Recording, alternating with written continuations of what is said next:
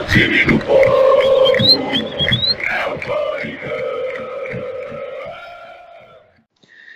Salve, salve, bando de loucos! Está começando mais um Coringão Cast, o programa mais adorado, celebrado e amado dos corintianos que estão em êxtase. Agora podem comemorar tranquilamente que o Corinthians é oficialmente heptacampeão brasileiro, né? Depois de uma campanha com muitos altos, poucos baixos, conseguimos aí o 7º título brasileiro, né? Então, para falar sobre isso e sobre outros assuntos, estou aqui com mais 3 integrantes. Primeiramente, boa tarde, bom dia, boa noite, Arthur Gabor. Dá o seu salve aí, meu mano. E aí, fala bando de loucos, tudo bom? Finalmente podemos gritar com todo o calor que ficou durante tanto tempo aí. No primeiro turno a gente ficou em êxtase, agora depois deu uma baixada, mas finalmente somos heptacampeões brasileiros de verdade e vai Corinthians. Bom, a seguir, a Ju também, que está fazendo parte desse programa. Bom dia, boa tarde, boa noite, Ju. Fala, galera. Primeiro heptacampeão, sem fax, sem título unificado. Tem que falar, né? Tem que falar. Sem unificação de título, somos o maior campeão brasileiro. E por último também, mas não menos importante, Eduardo Ramos. Dá o seu salve aí, meu querido. Salve, bando de loucos. Como esperávamos, retornamos com o heptacampeonato, né? É isso aí, mais um título conquistado, o segundo título conquistado na temporada. O programa ficou um pouco ausente aí por diversos motivos, muitas provas, trabalhos, TCC, um monte de coisa que a gente estava meio encurralado, mas a gente vai voltar agora com tudo. Vamos fazer programas bem especiais nessa época de final de ano para você, ouvinte. E é isso aí. Bom, bora começar falando sobre, em linhas gerais, né, para contextualizar também, porque não pode deixar passar despercebido, dos jogos contra o Fluminense e contra o Atlético Mineiro. Bom, Arthur, o que você tem a comentar? Pode falar aí, primeiramente, se você quiser falar do jogo do Fluminense, foi efetivamente a conquista, depois o Atlético Mineiro, pode começar aí. Bom, acho que vou falar primeiramente aqui do jogo do Fluminense. Acho melhor organizar, todo mundo falar do jogo do Fluminense, depois todo mundo falar do jogo do Atlético. O jogo do Fluminense é um ponto bem importante a se ressaltar, que eu acho foi a primeira virada, né, do Corinthians no Campeonato Brasileiro. A gente sempre teve a defesa muito sólida o campeonato inteiro. Isso não deixou de ser verdade contra o Fluminense também, mas tomamos um gol muito rápido, assustou todo mundo. Foi aquele jogo, é o jogo de festa, o jogo que vai ser campeão, é vencer e ser campeão, e rapidinho já tomou um gol, mas fiquei bem feliz que o time não se abalou com isso, e mesmo assim conseguiu a virada e garantiu o título no jogo contra os cariocas. Ju, o que você tem a dizer também desse jogo? Olha, que virada, viu? Foi um título para coroar a temporada. Tinha que ser Corinthians, tinha que vir com uma virada, tava faltando isso no campeonato, e mostrou a raça do nosso time, e foi um jogo muito especial, com certeza que será lembrado. O primeiro título que a gente conquista com uma vitória, né? É importante lembrar disso. Todos a gente conquistou com empate, ou até mesmo com derrotas, né? É verdade, teve esse contraponto aí, uma coisa a acrescentar. E você, Edu, também tem algo a mais para dizer sobre esse jogo? Já que a Ju e o Arthur ressaltaram os pontos positivos, eu vou ressaltar um ponto negativo, que é a questão do Corinthians sofrer mais uma vez com a bola aérea, né? É isso aí. Menos de 2 minutos de jogo, cruzamento do Marcos Júnior e o cabeceio do Henrique, né?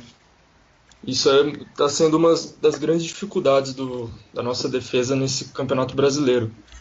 Mas, felizmente, o nosso artilheiro Jô, né, fez 2 gols e conseguiu virar a partida para o Corinthians e conquistar mais um título brasileiro. 7º da sua história. Pode falar, Arthur. Não, gostaria de... Você vai falar do jogo contra o Flu? Eu ia falar... Vai encerrar.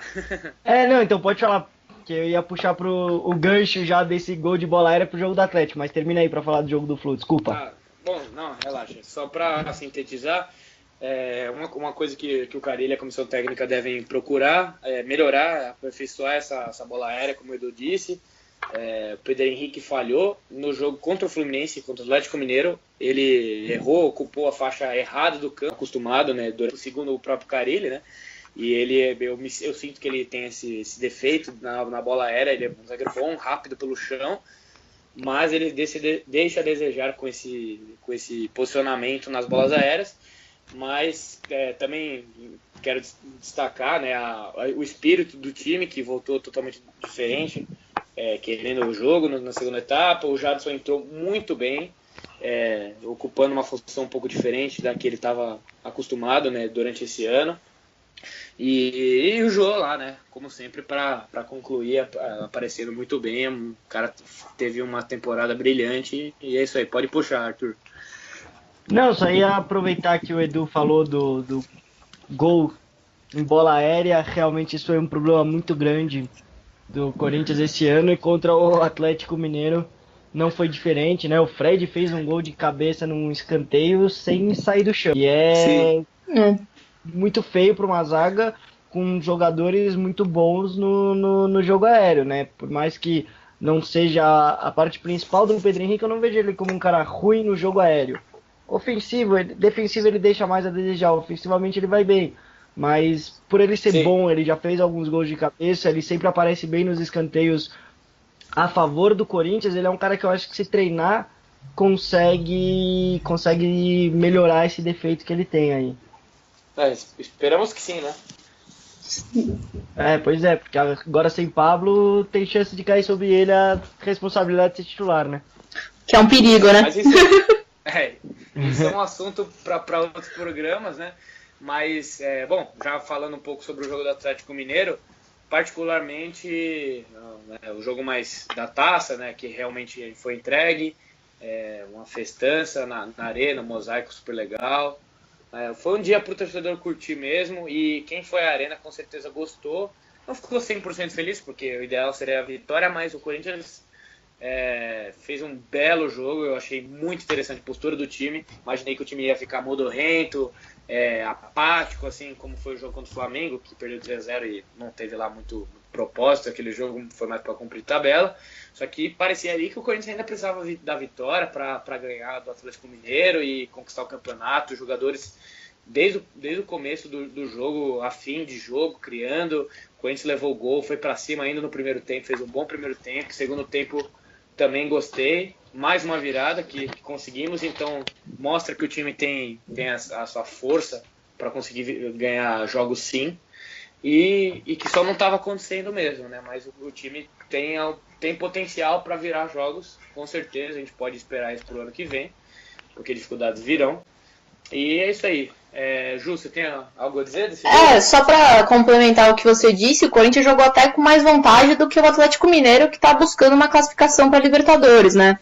Então, se você colocar na balança, o time foi melhor, sem querer nada no campeonato, porque já é campeão, foi melhor do que um outro time que é alguma coisa. Então, achei isso bem importante para mostrar que os jogadores estão afim mesmo. Eu não sei se vocês... Fala, Edu, fala. Acho que os dois destaques para o jogo contra o Atlético foi a boa atuação do Jadson, né, que nos últimos jogos não vinha atuando tão bem. Ele tentou algumas infiltrações, além de ter dado, acho que, se eu não me engano, 2 chutes fora da área, inclusive no primeiro travessão. tempo. Sim, no primeiro tempo. E aí ele fez o gol de falta, né? E o Marquinhos Gabriel também, gostei muito da entrada dele. Demonstrou trabalho para poder continuar na equipe do ano que vem. E com relação ao gol do Otero, muito se discutiu sobre o Cássio ter pulado ou não e talvez, consequentemente, ter falhado. Mas eu creio que tenha sido muito mais uma boa cobrança do Otero do que uma falha do Cássio, né? Com certeza, o vocês Otero acham? Concordo. Ele pega muito bem na bola. Eu acho impressionante. Que é o cobrador de bola parada no Brasil. Até o escanteio mesmo. O escanteio surgiu, o gol surgiu numa sequência de escanteios bem cobrados por ele, né? Impressionante como ele bate bem. Foi uma falta que ele bateu direto pro gol, onde o Cássio esperava o cruzamento, que quase caiu nas costas do Cássio. Foi. Fez uma boa defesa. Aí no escanteio ele quase fez o olímpico, o Cássio de novo fez uma boa defesa, e aí no outro escanteio saiu o gol. Foi impressionante, assim. Ele é muito bom na bola parada. E os outros times estão cientes, né, que o Corinthians tem as suas deficiências na bola aérea, então eles exploram isso. O Fluminense explorou, o próprio Palmeiras conseguiu fazer um gol no Corinthians com o Mina, né? Teve esse gol do Fred também, que ele estava completamente sozinho, então acho que é um ponto, como eu disse, a ser melhorado. Mas uma coisa que eu gostei do Jadson, que mesmo nesse jogo que ele jogou mais à direita ali, como ele se posicionou ao longo do ano, ele arriscou bastante chutes fora da área. Eu acho que faltava muito. Uma coisa que o Jadson fazia bem em 2015, sabe? Sim. Ele finalizava fora da área, fazia essa batida cruzada, às vezes cruzada para o meio da área ou batendo no gol mesmo. E achei legal, porque o Jadson bate bem na bola. Ele fez o gol de falta, tudo bem que ele quis cruzar, mas foi um cruzamento perigosíssimo. De qualquer forma, ele jogou ali para alguém desviar e acabou entrando, né? Então, Sim. e até me lembrou o gol que ele fez contra o Atlético Paranaense em 2015, que ele bateu ali da esquerda também, a bola cruzou por toda a área e acabou enganando o goleiro, que era o Everton, né, na época. Então, quem sabe, né, o resgate do Jadson pro ano que vem. Ele mesmo tinha dito na entrevista após o jogo que ele poderia se posicionar ali no meio pro ano que vem. O cara, ele disse que era uma hipótese. Tudo bem, pode acabar jogando pelas pontas também, mas ele deu a entender que ele será mais utilizado no meio. De qualquer forma, é um jogador que sabemos da sua qualidade, né? Então, esperamos que ele possa contribuir em 2018, né?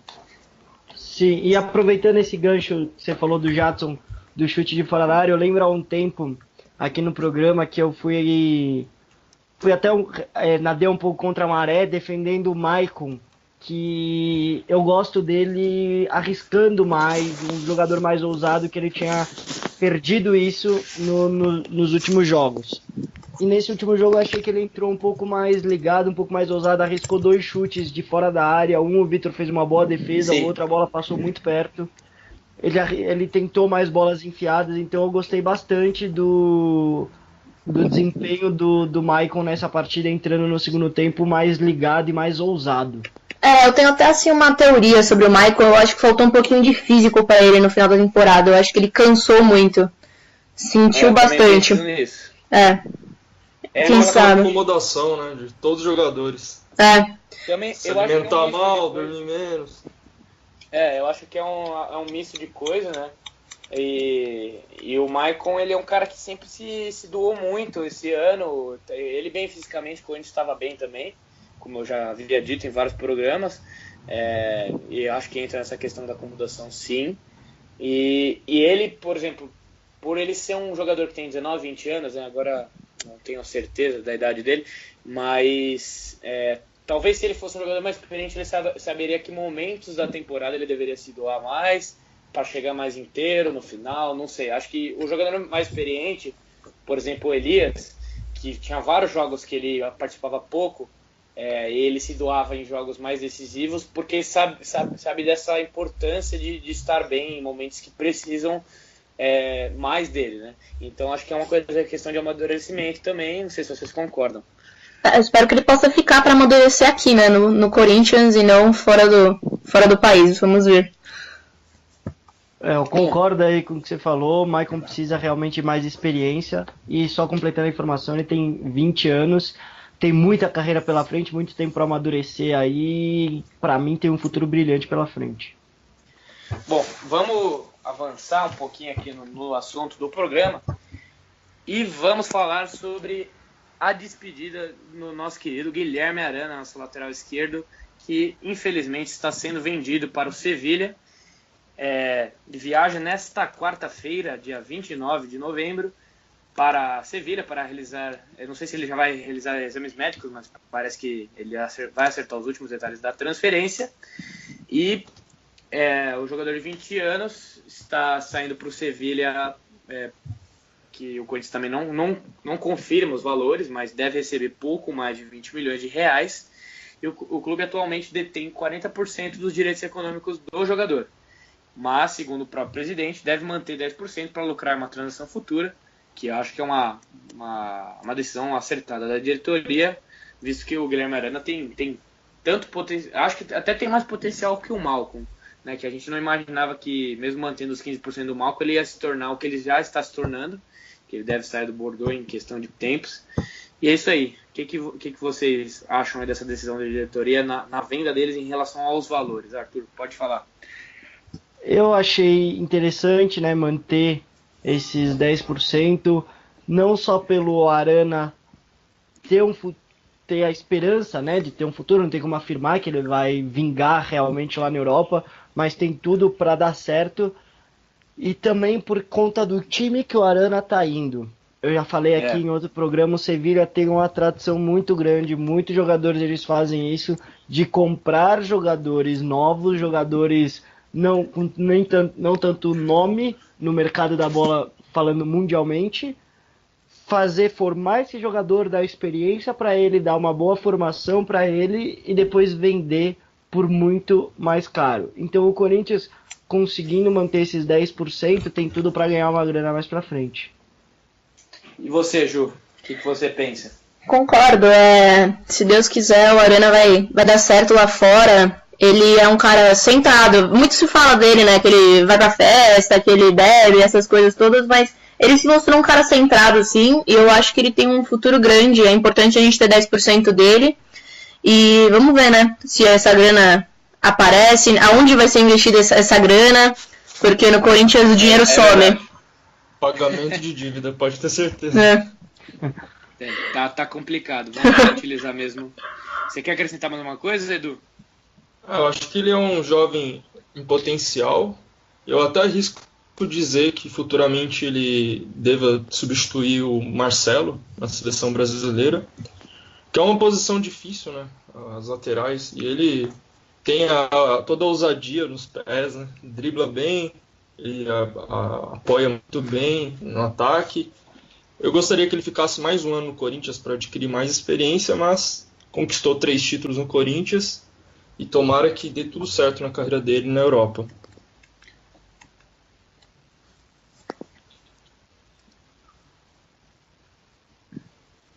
Só então, para acrescentar aqui, já surgiram rumores, né, de possíveis substitutos para o Guilherme Arana. Vou citar alguns nomes aqui, aí vocês falem o que vocês acham. Reinaldo, da Chapecoense, o Zeca, do Santos, ex-Santos no caso, né? Júnior Tavares, do São Paulo, Fábio Santos, do Atlético Mineiro, e o Marcelo Hermes, ex-Grêmio, que atualmente está no Benfica. Então, eu já ia puxar para esses substitutos, mas eu só queria ressaltar que o Sevilla tá contratando um jogador e tem noção das suas carências do elenco, porque ele só apostou em 2 laterais esquerdos no elenco, um deles inclusive nem é do Sevilla, ele está emprestado, que ele chama Caroli, não sei como pronunciar isso em francês, e o outro lateral é o Escudeiro, que ele tem 27 anos, é titular lá, mas também entra nessa coisa de falta de opção, assim, né? O Sevilla também é um time que contrata bem e vende melhor ainda, mas não faz gastos exorbitantes. Então o Arana, a tendência é que em questão de pouco tempo, na verdade, que ele vai assumir essa titularidade. Mas enfim, voltando ao que o Edu falou, só a coisa que está mais quente, que a gente consegue apurar e observar é a contratação do Marcelo Hermes. Para quem não se lembra do Marcelo Hermes, ele saiu do Grêmio, foi xingado de mercenário pela torcida, porque o Grêmio queria renovar e ele pedia um contrato de R$110 mil por mês, e o Benfica acabou assinando, pegando ele de graça, e acho que ele ganha 150 mil lá, 150 mil reais no Benfica, e atualmente ele está no time B do Benfica, sub-20, né? Apesar de que ele tem 22 anos, e ele joga as competições de baixo por lá, porque o Sevilla já tem vários jogadores na posição, né, nessa lateral esquerda. Então ele viria por empréstimo. Primeiramente, queria perguntar para vocês o que vocês acham, o que vocês lembram desse jogador. Vocês acreditam que possa ser uma boa reposição para o Arana? Arthur, o que você pensa?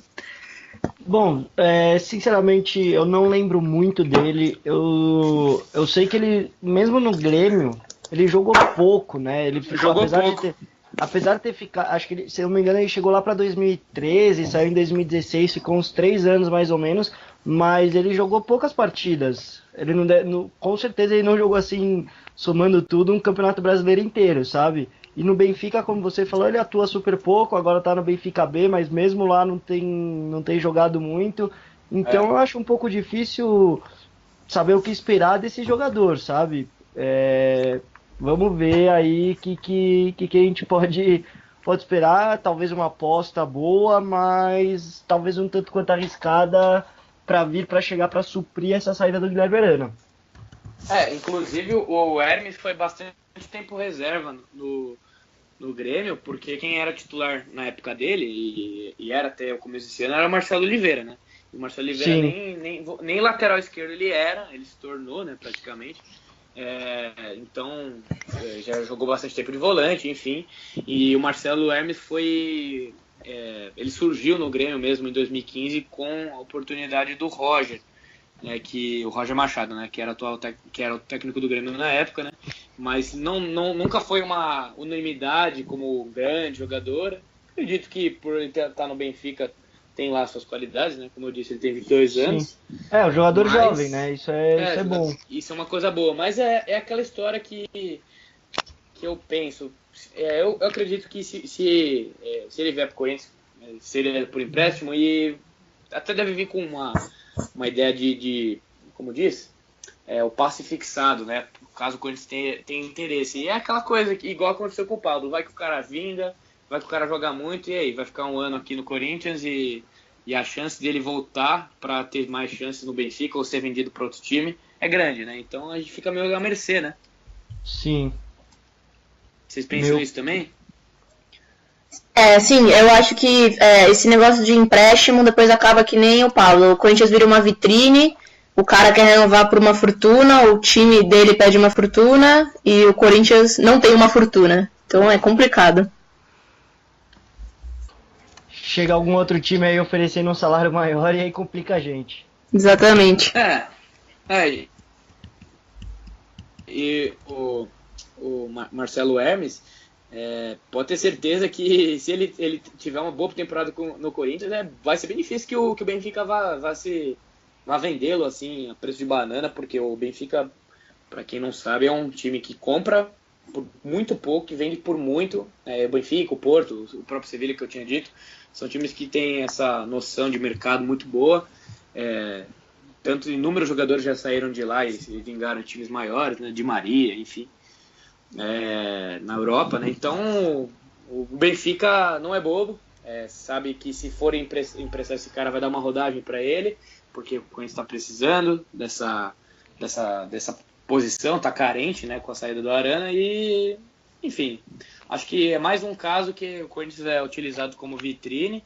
O jogador pode fazer uma boa temporada ou não, a gente não sabe, é uma incógnita, mas a gente fica meio à mercê do empresário, né, que eu acho que entra um pouco nesse caso. A gente já vai falar sobre o caso do Pablo e o jogador também, apesar da vontade que o próprio Pablo teve de ficar, acabou não ficando, muito por conta do empresário, mas assim, tecnicamente é uma dúvida desse menino, esse Marcelo Hermes.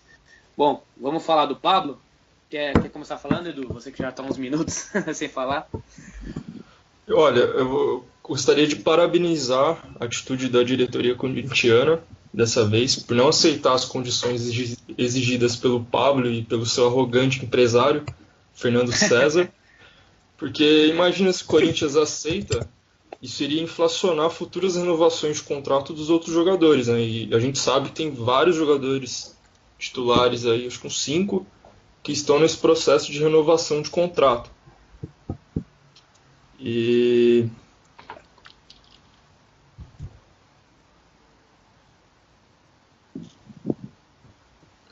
eu acho que é basicamente isso.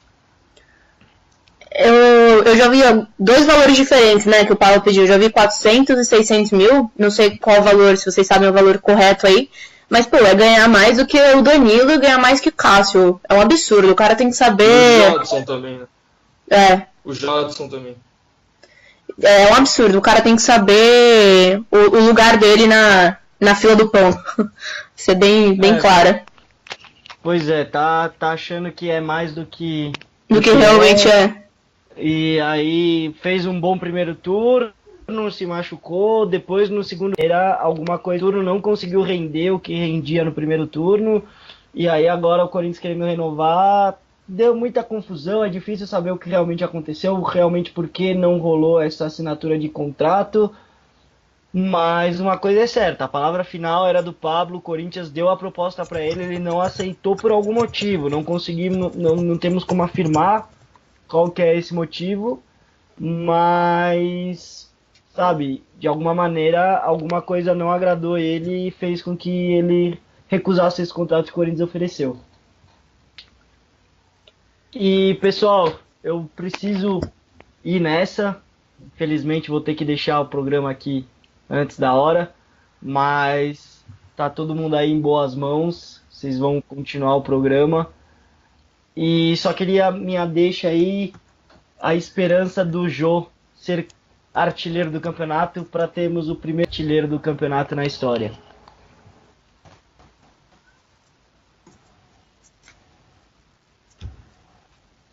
Bom, tivemos um probleminha técnico, né? E o Arthur também teve que sair. E, enfim, vamos retomar o que a gente estava falando. O Edu estava falando sobre o Pablo. Pode continuar, Edu. Então, primeiramente eu gostaria de falar que faltou humildade, né, do camisa 3, do ex-camisa 3 do Corinthians, o Pablo, pois ele chegou ao clube esse ano, apesar dele ter feito uma grande temporada, com belas atuações e, consequentemente, ajudou o Corinthians a ter a melhor defesa do Campeonato Brasileiro e ter uma defesa muito consistente. Apesar disso, faltou humildade nele na negociação, porque ele gostaria de ganhar valores mais altos, valores de salários mais altos do que jogadores que têm história no clube, como o atacante Jô, o goleiro Cássio, o meia Jadson. Também o seu empresário pediu valores exorbitantes de luvas e foge completamente da situação do que o Corinthians pode pagar, né? Então, a informação que eu tinha visto era que o Pablo tinha pedido juntamente do empresário 600 mil de salário que seriam diluídos em luvas. Então, o Corinthians ficaria com cerca de... pagaria cerca de 450 mil reais para o Pablo. E esse é um valor totalmente fora. É absurdo, não tem condição. É um zagueiro ainda por cima, né? E, enfim... acho que a postura, concordo com o Edu, a postura da diretoria foi certa.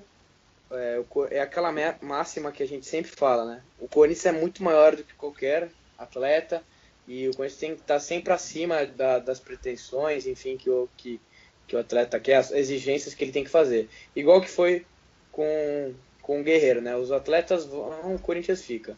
Então, a nossa comissão técnica, eu tenho certeza que ela pode contratar alguém que possa vir a suprir a ausência dele. Muito se fala no Castan, que é um sonho, né, eu diria, acho que de todos os corintianos.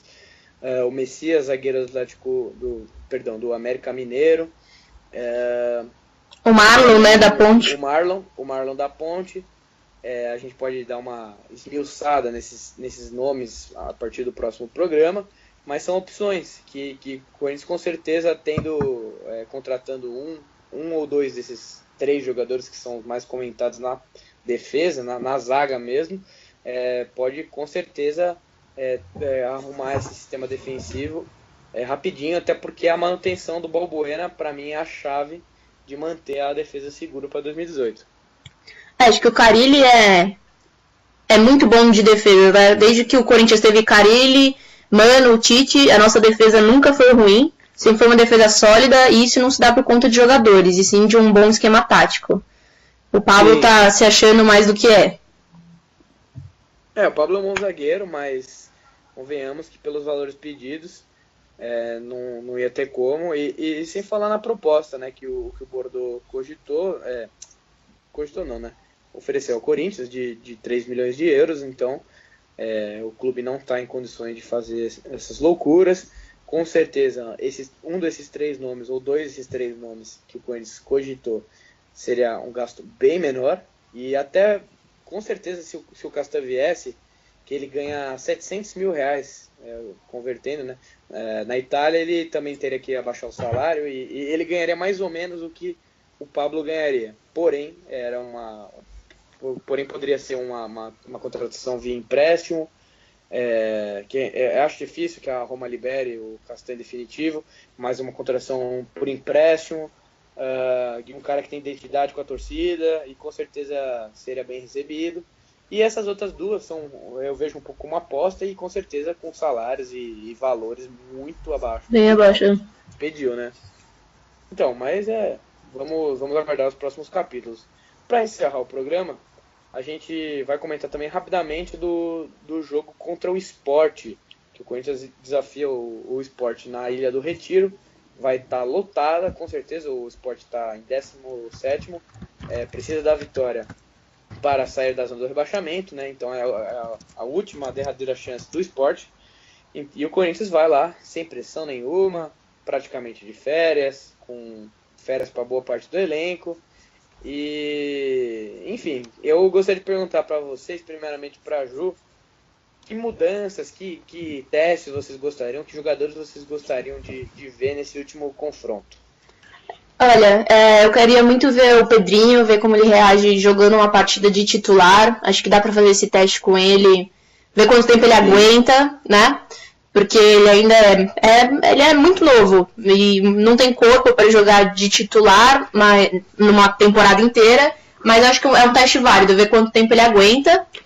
Eu gostaria que o jogo começasse o jogo, né? Pra ver se ele vai se tornar aí o artilheiro do campeonato. Mas também queria ver o Danilo depois entrando no lugar dele, pra gente também saber que condição que o Danilo tá, né? Porque é difícil saber. E eu colocaria depois uma molecada da base. Colocaria Léo Santos, colocaria Mantuan. Vamos ver, né? Dá uma rodagem pra esse pessoal, acho importante. E você, Edu, o que você faria? Principalmente eu gostaria de ver o Pedrinho, né? Atuando como titular. Além dele, o zagueiro Léo Santos também. Pegando o gancho que o Corinthians vai necessitar de reposição na zaga para o ano que vem. E também o Marcial atuando como volante. Eu gostaria de vê-lo atuando como volante, não como lateral esquerdo. Nossa, Moisés de lateral esquerdo. Nossa senhora. Tem essa questão muito complicada, mas eu creio que o Marcial ele acabe atuando muito melhor como volante. Eu acho que ele merece uma chance mesmo. Sim, e outro menino da base que eu gostaria de ver jogando também é o Carlinhos, né? Sim, muito eu acho também que seria legal. Teve outro possível atleta que poderia atuar é o Arian, né? Dependendo do que o Carille vai definir. O antigo Ameixa. Provavelmente os titulares vão sair de férias, com exceção do Jô, e tem até alguns reservas, né, que podem nem jogar contra o Sport e anteceder essa despedida, né? Olha, eu penso que o Cássio vai jogar esse jogo sim, viu? Eu acho que ele vai entrar. Depois do Corinthians... Oi, pode falar. Não, eu ia falar que depois do título até que se colocou à disposição. Ele falou com o Carille que jogaria. Então, achei legal essa atitude dele. Então, o Gabriel também é outro atleta que eu não descarto que ele vai jogar, que ele não jogue, sei lá. O Jô também, por conta desse objetivo de fazer mais um gol, né, até porque o Henrique Dourado o Fluminense, né, enfrenta o Atlético Goianiense, já está rebaixado, é um jogo lá em Goiânia, enfim, acho que o Jô deve jogar. E eu penso assim, em você falar de vários nomes aí, o Fagner para mim não vai jogar esse jogo, infelizmente teremos lá o Príncipe, Pedro Henrique deve jogar, Léo Santos, mas eu também não descarto que o Balbuena vá completar o banco, porque caso algum dos dois jogadores que eu acabei de citar, jovens da base, se machuquem, alguma coisa do tipo, teria que ter um reserva, né? Porque senão o Corinthians não teria, porque só tem três zagueiros no elenco. Marcel, para infelicidade do Edu, acho que vai jogar na lateral esquerda, quem deve figurar nesse time titular é o Paulo Roberto, né? E depois de um tempão sem jogar, deve iniciar essa partida aí. Acho que até o Gabriel tem até a chance de ir pro banco. Mas acho que o Paulo Roberto vai iniciar e teremos, provavelmente, Felipe Bastos, mais uma vez, né? Honrando a camisa. Nossa. E de qualquer forma, eu espero sim a entrada do Guilherme Mantuan. Ninguém citou, mas eu espero que o Rodrigo Figueiredo entre nesse jogo, mais uma vez. O Romero, eu não duvido que ele entre também, porque ele ficou suspenso no último jogo. O incansável Romero. Ali jogando na esquerda, porque o Marquinhos Gabriel já tá fora. O Giovanni Augusto deve tá aí, porque ele acabou não levando o cartão amarelo por não ter entrado, né, no último jogo. Eu daria uma chance pro Carlinhos também, joga o jogo o máximo que der, depois volta o Carlinhos, porque o Danilo, pra mim, é só 2018 e olhe lá. Casinho pode dar férias também. Casinho pode dar férias eterna, né? Grande Casinho, te adoro, mas dá férias eterna pro cara, pelo amor de Deus. Mas se eu pudesse colocar em campo os jogadores que eu gostaria, eu entraria com o Cássio, Léo Príncipe, né? Não porque eu quero, mas porque eu acho que o Fagner vai pegar férias já. Pedro Henrique, Léo Santos e Marcial, Paulo Roberto, eu queria o Mantuan, mas acho que vai ser o Felipe Bastos, Pedrinho na direita, aí Giovanni Augusto no meio, Romero na esquerda e no ataque o Jô. Acho que vai ser, tem boa chance de ser esse time aí. Cleison também já tá fora desse confronto porque tá suspenso e podemos esperar a entrada do Rodrigo Figueiredo, quem sabe do Carlinhos, Mantuan, eu torço por eles. Olha, se o Sport não se salvar, senhor, viu? Olha, a gente tá dando... O Corinthians nunca deu tanta chance pro Sport. Eu lembro que em 2015, também na última rodada... Não, penúltima rodada do campeonato, o Sport ganhou de 2-0 lá na Arena de Pernambuco, lá. Acho que é assim que fala, né? Lá em São Lourenço da Mata. E o Corinthians também entrou aí, parecido com o jogo do Flamengo, assim, sem vontade, não criou praticamente nada. E foi presa fácil pro Sport, então mais uma vez dando a chance deles ganhar os 3 pontos na reta final do campeonato, né? Então é isso aí, vamos ver como que vai ser esse jogo. A gente não pode esperar muita coisa, mas demos todas as colheres de chá possível pro Sport se salvar nessa luta do rebaixamento, né? É isso. Vocês têm mais alguma coisa para acrescentar? Acho que o programa foi bem completo, né? Vamos deixar o leitor aguçado para o próximo programa, né? Que a gente vai tratar mais sobre negociações, algumas coisas especiais que a gente vai trazer aqui para vocês. Então fiquem ligados aí. Bom, acho que é isso, né? O Arthur acabou se despedindo. Edu, só a última deixa, se tiver alguma coisa para falar, é isso, pode falar. É isso, o Corinthians joga domingo contra o Sport. Vamos assistir o último jogo da temporada e vai Corinthians, né? Só teremos em 2018 agora. É isso aí. Teremos copinha, hein? Vamos ficar ligados na copinha. E você, Ju, o que você tem a dizer? Quero dizer que eu tô com saudades. Quando o Corinthians não joga, eu sofro. É triste demais minha semana sem Corinthians. E é isso. Mais uma vez campeão. Esse time tá imbatível. Vai Corinthians. É isso aí. Bom, agradeço a audiência do ouvinte. E esperamos que você fique aqui ligado para os próximos programas, para as novidades que virão.